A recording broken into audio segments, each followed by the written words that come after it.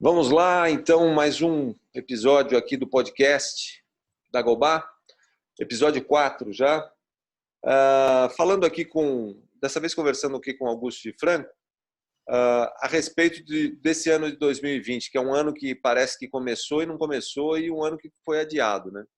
A gente começou falando sobre possibilidade de haver uma mudança esse ano. A gente estava falando sobre impeachment e a gente percebe que não existe nenhuma.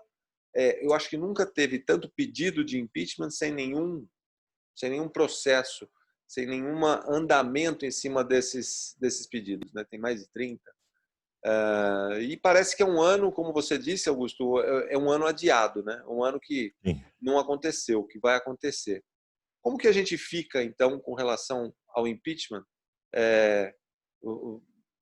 dentro dessa estrutura que a gente não tem a menor possibilidade de avanço, tanto de redução da... A gente não vê nada a respeito de redução de contágio da pandemia, de se voltar ao normal, normal, quer dizer, voltar ao normal não tem mais, mas a gente não vê a possibilidade de diminuir a quantidade de pessoas morrendo, né? Vidas humanas sendo desperdiçadas mesmo, né? Pessoas próximas que poderiam estar ainda com a gente e que não estão mais, né? E isso por É. uma série de coisas aí do governo. Como é que fica esse ano dentro da história? Na verdade, esse ano, a turma diz que ele foi cancelado, né? Mas ele foi esse ano foi adiado, né? Quer dizer, está adiando tudo. Possivelmente vão adiar o Carnaval, adiou aqui no Brasil o Réveillon na Paulista, estão discutindo se vão adiar o Círio de Nazaré, que é uma festa tradicional em Belém. Com bastante Em aglomeração. suma, está adiado. O ano está adiado. E o impeachment, que era absolutamente necessário para parar a escalada autoritária de Jair Bolsonaro, também fica adiado, porque não acontece impeachment sem uma mobilização social. Não é? O impeachment da Dilma aconteceu, mas houve as maiores mobilizações de rua da nossa história, as políticas, né? Maiores mobilizações políticas de rua. Não acontece porque a lógica do parlamento não é aceitar pedidos de impeachment, uma vez que grande parte dos parlamentares são políticos profissionais e vivem daquilo. Então não interessa para eles ruptura, não interessa atrapalhar. Interessa ganhar o máximo possível, mesmo que honestamente, para ser reeleito e etc. e tal. Então, é uma lógica, quer dizer, o parlamento não se move de moto próprio, ele não se move por si. É necessário ter uma pressão da sociedade e a imprensa, a mídia, os meios de comunicação não basta. É preciso ter gente na rua, é preciso ter muita pressão sobre cada parlamentar individual, em suma. E isso não está podendo haver por causa da pandemia. Então está adiado isso. Outro dia, o Vinícius Torres Freire, que é colunista da Folha de São Paulo, ele acertou, ele matou a charada. Ele falou: a parte mais civilizada do establishment parece acreditar em um Jair Bolsonaro sem bolsonarismo. É o que eles estão apostando agora. Esse chamado Centrão, ou fundão do Centrão, está apostando no Jair Bolsonaro sem bolsonarismo. Só que o bolsonarismo não acaba porque Jair Bolsonaro fecha a boca. Sim. Não é? Ele continua. Mesmo porque o Bolsonaro de boca fechada continua, e não está tão fechado assim, porque ele faz essas lives da quinta-feira, fazendo propaganda da cloroquina, etc. e tal, não é?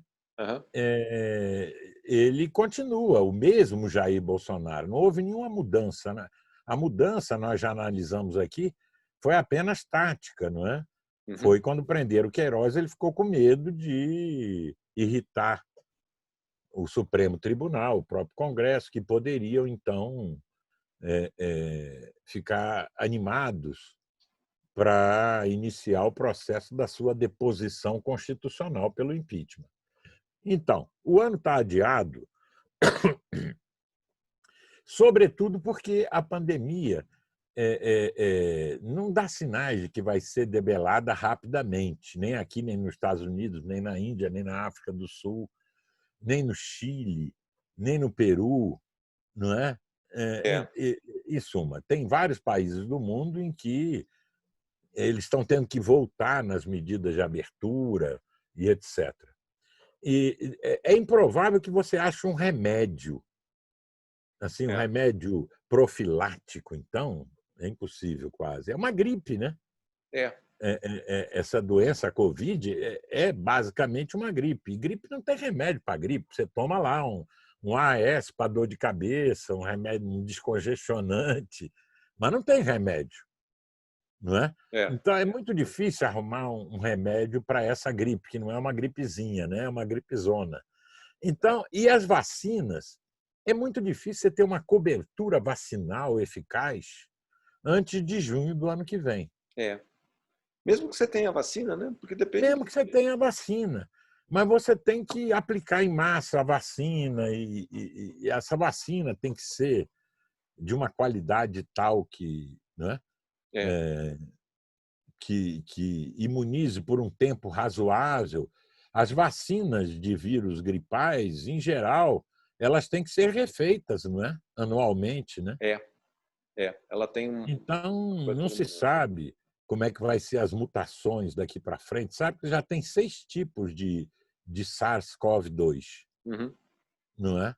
Então, não se sabe se isso influi na vacina, se vão aparecer mais tipos, se vai ter mutação nos tipos que nós já temos. Então, bom, a, a, a,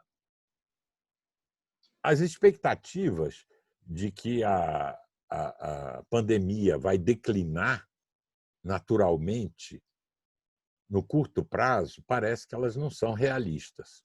É, Sendo assim, é irresponsável chamar as pessoas para a rua para pedir a saída do governo Bolsonaro, pedir a saída do Bolsonaro, não é?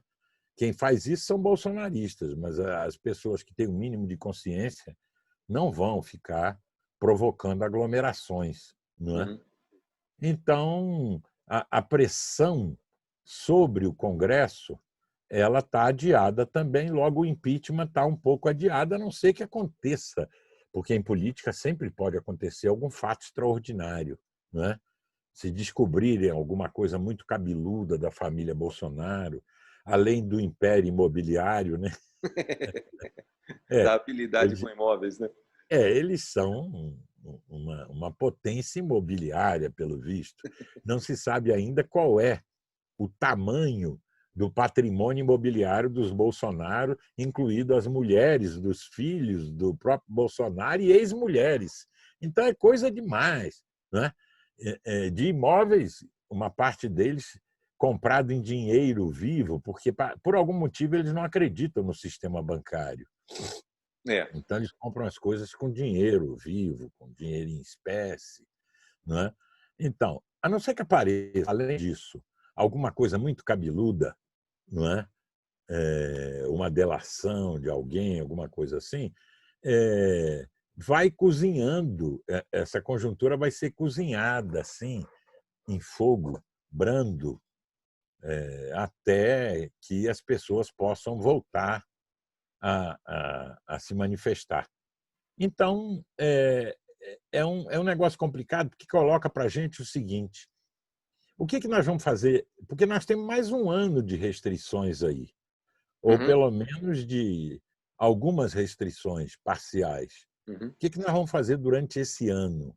Não é? Eu acho que é o momento de trabalhar usando as pequenas fontes de luz que nós ainda temos, trabalhar na escuridão para preparar o impeachment e preparar, sobretudo, além da saída de Bolsonaro antes de 2022, preparar uma alternativa democrática, não é? Porque Sim, tirar o Bolsonaro não é garantia de que nós vamos por um bom caminho. Então, tem que ter uma alternativa democrática minimamente costurada. É o momento que nós temos para fazer isso agora, é, esse ano que não vai. a não ser que aconteça algum fato extraordinário, não é? Ressalvando de novo, nós vamos caminhar nessa coisa. Quer dizer, grande parte do parlamento, aquela que pode garantir o mandato de Bolsonaro, do Parlamento Federal, né, do Congresso Nacional, está gostando da situação assim. Sim. Bolsonaro mais calado, eles conquistando alguns postos, cargos, preparando suas reeleições, eleições dos seus prefeitos, depois dos seus governadores, etc. e tal. Está gostando, não é? Porque o mercado da política está aberto. Aquele que o Bolsonaro falou que não ia fazer está aberto.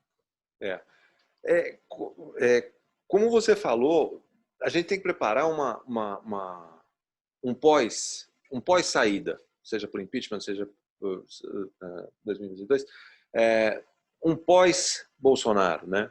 O caminho pós-Bolsonaro, quando a gente vê, a gente começa a perceber quando o Moro saiu do governo, já começou a se criar o Partido da Lava Jato surgiu de novo e as pessoas começaram a aumentar a aposta no jacobinismo, né? Então, é que o Bolsonaro, algumas pessoas tentando colocar o Moro como corrupto, e outras pessoas tentando colocar agora o Bolsonaro como corrupto, mas em busca de mais recrudescimento lá na frente, né? A gente não vê ainda outra força, como você estava falando. O Partido da Lava Jato está ativo. O seu órgão de imprensa é o antagonista, né? Basta, em 5 minutos, você concluir isso, olhando a timeline do site O Antagonista. A Lava Jato está desenterrando coisas antigas de 10, 15 anos atrás, para confundir Caixa 2 com lavagem de dinheiro e fazer acusações sobre políticos. Não é nem mais da esquerda, agora é do centro, não é? Do centro político. Quer dizer, todo mundo é corrupto, então é Moro e Deltan contra o resto, contra todos. Contra Lula, contra Bolsonaro, contra o PSDB e os tucanos, contra tudo que existe, não é? Que é a política da terra arrasada. É a antipolítica, é a campanha antipolítica. E isso ainda seduz muita gente, não é? Porque o analfabetismo democrático é amplo, generalizado, profundo na sociedade brasileira, e as pessoas dizem, esse político é tudo ladrão mesmo, então é como se tivesse, vamos apostar na Liga da Justiça, não é? Então, a Lava Jato está querendo ter autonomia para ser um órgão acima, inclusive, do Ministério Público. Exato. É um enclave, não é? Na verdade, é uma milícia legal, não é? Que, em nome do seu excelso objetivo, que é limpar o mundo, limpar a política, deve ter licença para fazer qualquer coisa. E todo mundo que fizer qualquer observação crítica é porque é corrupto, que está defendendo bandido, etc. e tal. É uma das coisas mais vergonhosas que eu já vi.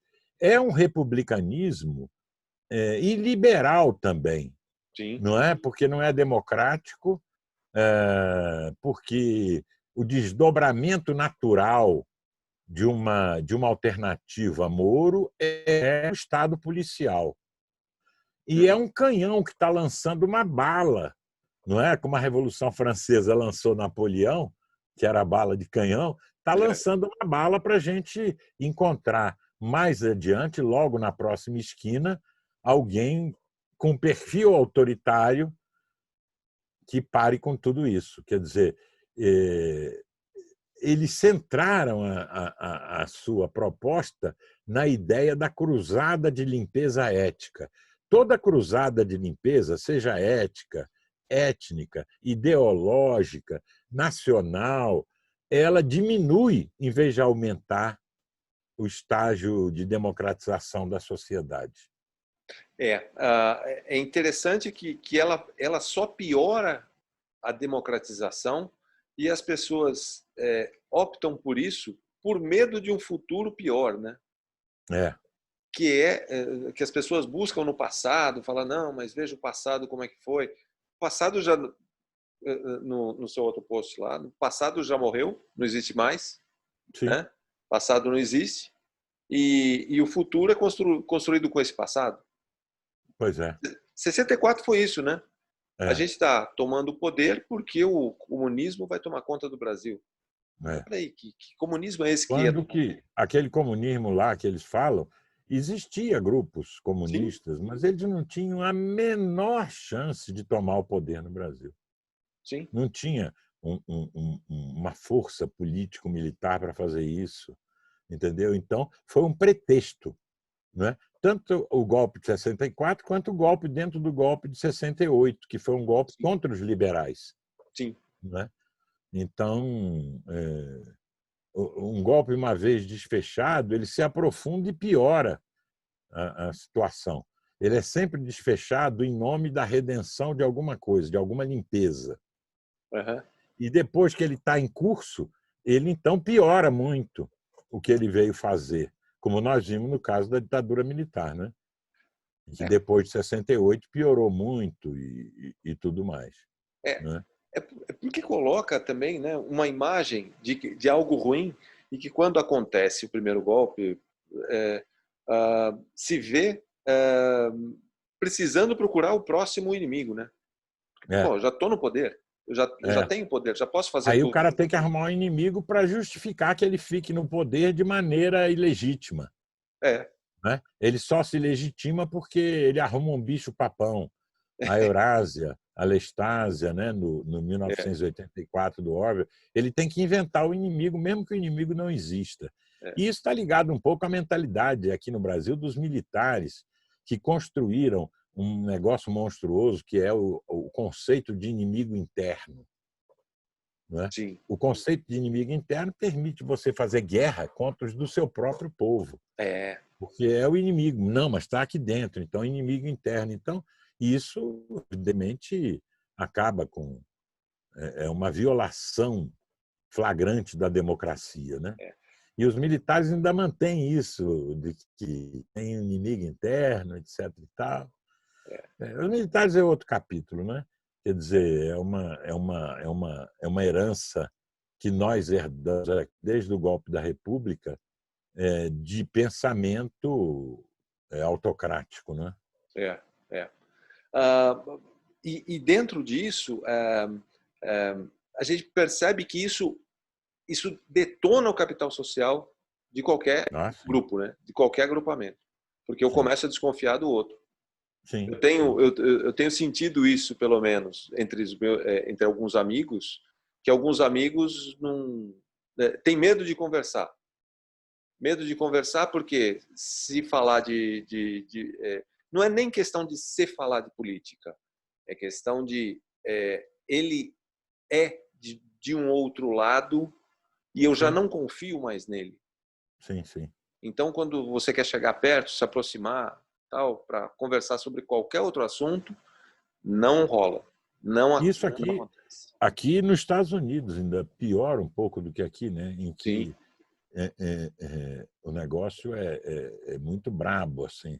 Dividiu a sociedade americana num negócio em que uma parte não reconhece a outra como legítima e, e não sei o que vai dar isso, né? Porque pelas regras democráticas, se elas forem observadas, o Trump vai perder a eleição, sim, né? Só que o Trump não vai sair do posto por vontade própria. Ele vai ter que ser retirado. Ainda bem que a tradição militar nos Estados Unidos não é como a nossa aqui. Não é, é? Os é. militares não têm essa ambição de tutelar a sociedade. Uhum. Não é? Então, possivelmente, ele vai ser escoltado pelos militares para poder sair, não é? Se ele perder a eleição. E se ele ganhar, aí vai ser um cenário pré-guerra civil, É, sem dúvida. Então, eu falo dos Estados Unidos porque boa parte do que acontece aqui é cópia, é clonagem do que acontece nos Estados Unidos. é. Eles Tá numa, copiam tudo. Até a cloroquina foi copiada de uma fala do Trump, em suma. É, a, a, a política externa anti-globalização foi copiada do Trump, o desacreditar os organismos internacionais foi copiado do Trump, polarizar a sociedade dessa maneira, não é? Foi copiado do Trump. Então, há um vínculo de subordinação do populismo autoritário bolsonarista no Brasil ao trumpismo. Essa ligação entre o Bolsonaro e o Trump é bem aquela história do populismo, né? Do populismo que a gente está vendo, que foi criado lá é populismo também. Pelo Bannon, e que quando você estava falando da maneira como as pessoas colocam o inimigo, é a mesma coisa, esquerda, direita, qualquer lugar. Como a gente está vendo na China também, com Hong Kong, como a gente vê em qualquer lugar. Né? É o inimigo interno que coloca medo que naquela guerra do Kosovo, né, fez com que vizinho matasse vizinho. Né? Sim. Ali é quando chega naquele nível da guerra da Bósnia, em que o vizinho que morava com outro, sei lá, era vizinho há 15, 20 anos, ficava depois com uma arma, um fuzil, uma carabina, esperando o outro sair para fazer compra, para matar ele friamente. Aí já chegou a degeneração máxima, não é? Em que espero que não cheguemos a esse nível de degeneração, nem aqui, nem nos Estados Unidos, né? Mas a situação nos Estados Unidos, de certa maneira, ainda é pior do que a situação aqui, embora a sociedade lá, a sociedade democrática, seja muito mais forte, muito mais do que a nossa aqui. E o número de democratas convictos nos Estados Unidos seja muito maior do que o número de democratas aqui. Então, com tudo isso, aconteceu alguma coisa muito errada nos Estados Unidos que nós ainda vamos identificar. Eles entraram lá numa perna de uma bifurcação que levou a isso, né? Logo, os Estados Unidos, que foi um dos países, vamos dizer assim, símbolos da democracia, que acumulou um grande capital social, né? E depois dilapidou tudo isso e chegou no nível em que está. É inacreditável que um país como os Estados Unidos seja presidido por um boçal como Donald Trump. É inacreditável. É inacreditável como o Partido Republicano se deixou degenerar a esse ponto. Não é? Ele não aqui é diferente, aqui não tem partido, não é? Então, aqui foi uma conjunção particularíssima de muitos fatores, muitas variáveis que levaram à vitória do Bolsonaro.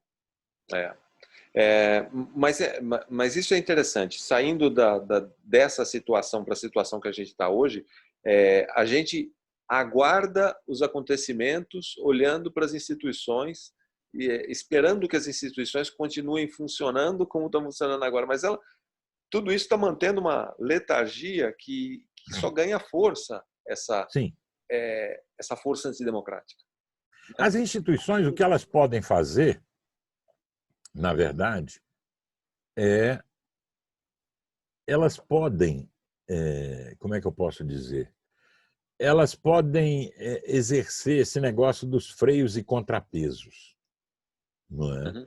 Então, elas podem conter arroubos autoritários, manter ali o Estado de direito, etc. e tal.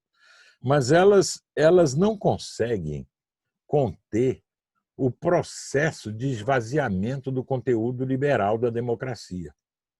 Elas defendem mais o Estado de Direito do que a democracia propriamente. Porque as coisas não são sinônimos. Não. Né? Não são sinônimos. Então, o processo, a democracia, que é o processo de democratização, as instituições não conseguem segurar. Quer dizer, a degeneração. Não é? Porque você faz isso, muitas vezes, sem violar as leis.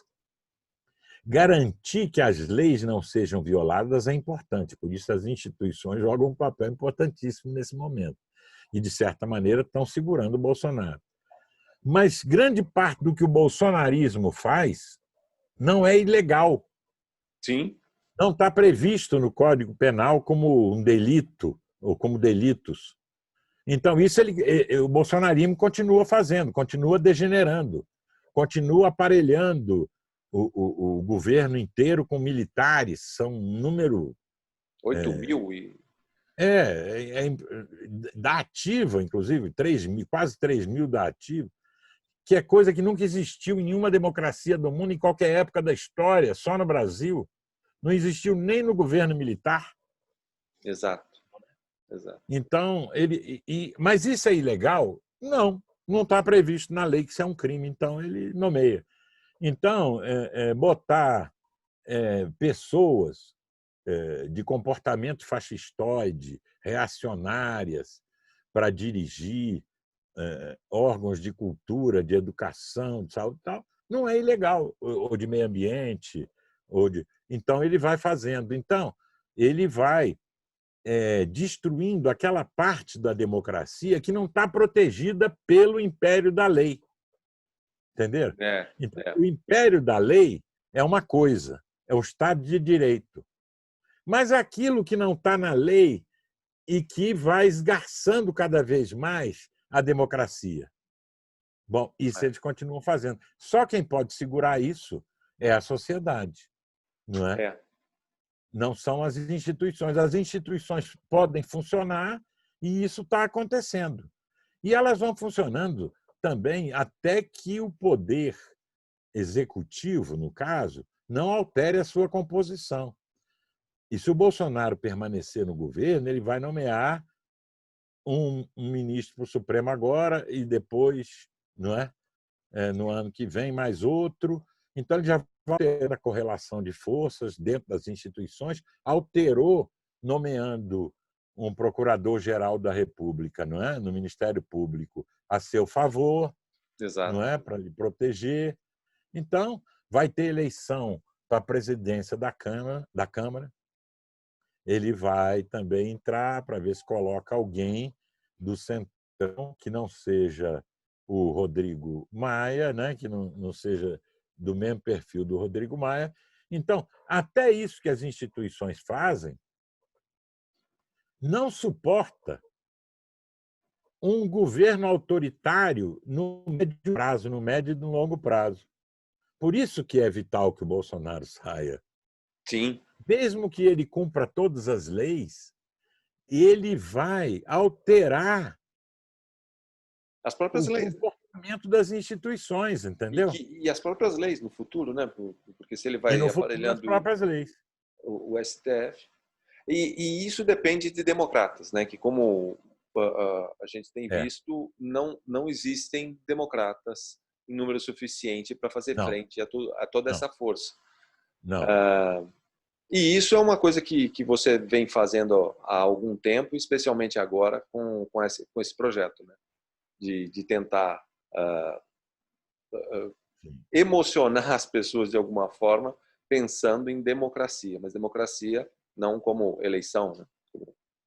Como modo de vida. O projeto das Casas da Democracia é uma grande rede de democratas, que é um pouco aquele negócio, né? Não adianta mais ficar esperando um grande líder, um Ulisses, um Tancredo, que vão reencarnar e vão unir o país. Não, as lideranças só dividem o país. Lula, Bolsonaro, divide, não une nada. Uhum. Então, e não é mais assim que funciona também. Uma grande liderança conduzindo o gado, arrebanhando as pessoas, levando elas por algum caminho, né?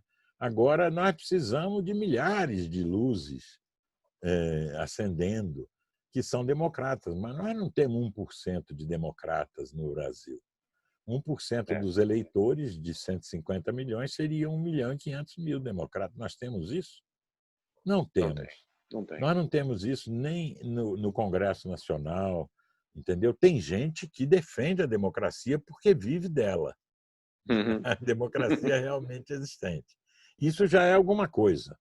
Sim. Por exemplo, o cara diz, pô, o Bolsonaro vai pegar o Centrão e vai dar um golpe. Não, o Centrão não vai entrar em nenhuma piração de golpe, porque ele não vai acabar com o seu ganha-pão. Ele vive disso, da negociação política cotidiana. Ele vai acabar com isso? Não vai. Então, objetivamente, todos esses cumprem um papel democrático. Mas democratas convictos que consigam perceber a degeneração das bases sociais da democracia, que é o que nós estamos falando, aquilo que as instituições do Estado não podem fazer, não é? Inclusive para alertar essas instituições, olha, está derruindo aqui, está destruindo aqui e tal. Nós não temos em número suficiente. Então, é um imperativo democrático da hora, talvez seja o maior imperativo de todos, atrair, conectar e multiplicar o número de democratas. Não existe democracia sem democratas. Já dizia o velho e falecido Sir Ralph Dahrendorf, nos anos 90. Mas legal. Eu acho que é isso que a gente tem que incentivar cada vez mais, né? Por isso que a gente acaba fazendo todos esses movimentos para tentar acordar, tentar mostrar alguma coisa ou encontrar outras pessoas que pensem igual, né? Que percebam que existem outras pessoas pensando da mesma maneira e não simplesmente todo mundo pensando em que democracia é só uma maneira de se manter no poder. Mas é isso aí. Bom, então, Augusto, foi muito bom conversar com você e a gente fica no próximo episódio. Até mais. Até mais, pessoal.